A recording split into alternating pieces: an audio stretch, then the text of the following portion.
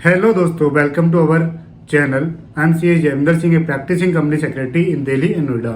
दोस्तों, आज हम बात करते हैं, काफ़ी सारे लोगों का ये क्वेश्चन होता है कि सर हमने अपना एनजीओ ओपन कर लिया या फिर हम अपना एनजीओ ओपन करने जा रहे हैं तो हमारे पास फंड कहाँ से आएगा। क्योंकि एनजीओ का मतलब होता है कि सोशल वर्क करना या फिर सोसाइटी के लिए काम करना या एक पर्टिकुलर किसी भी सोसाइटी के लिए काम करना या ओवरऑल जनरल पब्लिक के लिए काम करना। कि किसी की भी अगर हम एजुकेशन सेक्टर में वर्क करना चाहते हैं या फिर सोशल सेक्टर में वर्क करना चाहते हैं, जैसे कि कुछ ई रिक्शा लगा दिए मंदिर जाने के लिए, मस्जिद जाने के लिए, जो भी आपका रिलीजन है उसके अकॉर्डिंग, या फिर आप एक स्कूल ओपन करना चाहते हो कम फीस पे, या फिर दोस्तों स्कूल आप कितनी भी हायर फीस पे स्टार्ट करो, लेकिन अगर आप किसी भी बोर्ड से एफिलिएशन चाहते हैं, मान्यता चाहते हैं, तो वो स्कूल एनजीओ के अंडर ही रन होगा।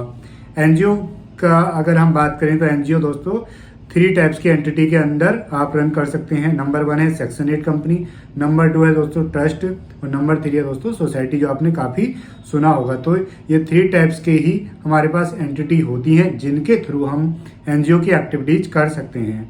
सबसे बेटर दोस्तों इसमें होता है सेक्शन 8 कंपनी वाला एनजीओ।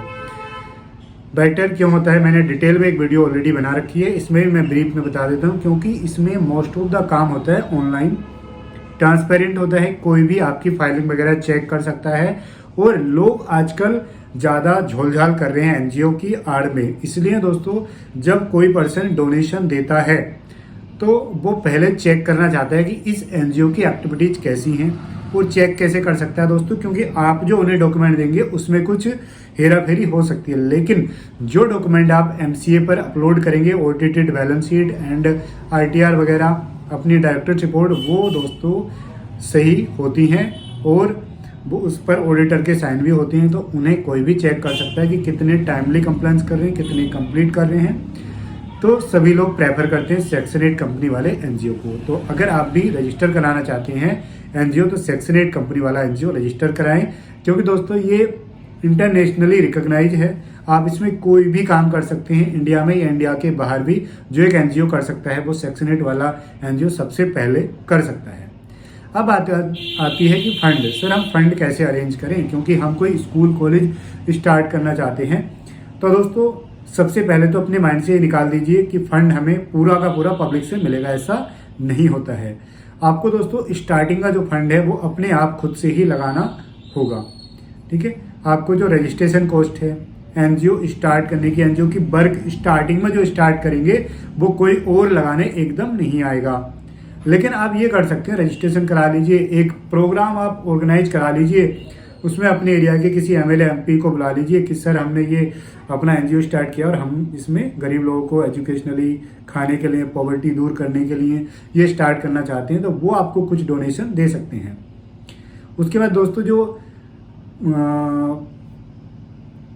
काफ़ी सारी ऐसी वेबसाइट्स हैं ई डोनेशन, और उन पर आप रजिस्टर करा लें तो वहाँ पर ये होगा कि आपको दोस्तों कुछ फंड मिलता रहेगा। या कोई प्रॉब्लम आती है आपके वहाँ पर, कोई बच्चा है जो प्रॉब्लम में है ना, जैसे आप भी ऐड देखते होगे ना, तो कई सारी वेबसाइट्स के ऐड आते हैं जो कि फंड इकट्ठा करते हैं, लेकिन उसमें जो जेन्युइन केस है उसी को फंड मिलता है। ऐसे हर किसी केस को नहीं मिलता है कि आप झूठ बोल करके लोगों से फंड ले लोगे।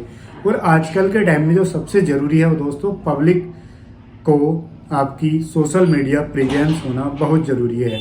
यानी कि दोस्तों आप सोशल मीडिया पर, फेसबुक पर या फिर इंस्टाग्राम पर, ट्विटर पर अपने आईडी बना सकते हैं और अपने आईडी के थ्रू जो भी आप काम कर रहे हैं, एक्टिविटी कर रहे हैं, प्रोग्राम कर रहे हैं, है ना, मेडिकल कैंप लगा रहे हैं, उसके फोटोज एंड वीडियो आप शेयर कीजिए वहाँ पर, जिससे लोगों को पता चलेगा कि आप ये काम रेगुलर कर रहे हैं। और जब आप रेगुलर कर रहे हैं तो लोगों को लगेगा कि यार ये जो पर्सन है, ये एनजीओ है, अच्छा काम कर रहे हैं, रेगुलर काम कर रहे हैं, तो इनको हमें भी सपोर्ट करना चाहिए जितना भी हम सपोर्ट कर सकते हैं। तो ये दोस्तों पॉइंट बहुत ज़रूरी है आजकल के टाइम में। तो स्टार्टिंग में तो आपको खुद को ही करना पड़ेगा। रजिस्ट्रेशन कॉस्ट की बात करें तो जो सेक्शन 8 कंपनी रजिस्टर होती है उसके बाद दोस्तों 12A और 80G का रजिस्ट्रेशन भी होता है। वो डोनेशन के लिए होता है, कि क्योंकि जो लोग हमें डोनेशन देंगे उनको टैक्स में एग्जेम्पशन मिल जाएगी। इसलिए 12A और 80G का रजिस्ट्रेशन भी हमें लेना होता है। एनजीओ दर्पण का रजिस्ट्रेशन भी हमें लेना होगा अगर हमें किसी भी पब्लिक सेक्टर डिपार्टमेंट से या गवर्नमेंट डिपार्टमेंट से फंडिंग मिल रही है, तो इसलिए दोस्तों ये आप पहले से ही करा करके रख लें। CSR फंडिंग भी दोस्तों यहाँ पर मिल जाती है। नॉर्मली CSR फंडिंग का प्रोविजन अप्लाई होता है जो एनजीओ 3 साल या उससे ज़्यादा के रजिस्टर्ड हो गए हैं, लेकिन आप पहले भी अपने एनजीओ को रजिस्टर करा सकते हैं एक डिक्लेरेशन पास करके। तो CSR फंडिंग के लिए अगर हम रजिस्टर कर देते हैं CSR 1 फॉर्म फाइल करके, तो उसमें दोस्तों हमारा डाटा जो है MCA के डाटाबेस में पहुंच जाता है, जिसमें जो कंपनी CSR के लिए लायबल होती है यानी जिनको CSR के लिए कंट्रीब्यूशन करना होता है, वो चेक करती है कि जो एनजीओ बेस्ट है उस एरिया में वो उसको डोनेशन दे देती हैं और CSR में अच्छा खासा डोनेशन आ जाता है। ठीक है दोस्तों, तो आप भी इन रूल्स को, इन बातों को फॉलो कर सकते हैं अगर आप डोनेशन लेना चाहते हैं। और कोई आपकी क्वेरी है तो हमें कमेंट कर सकते हैं।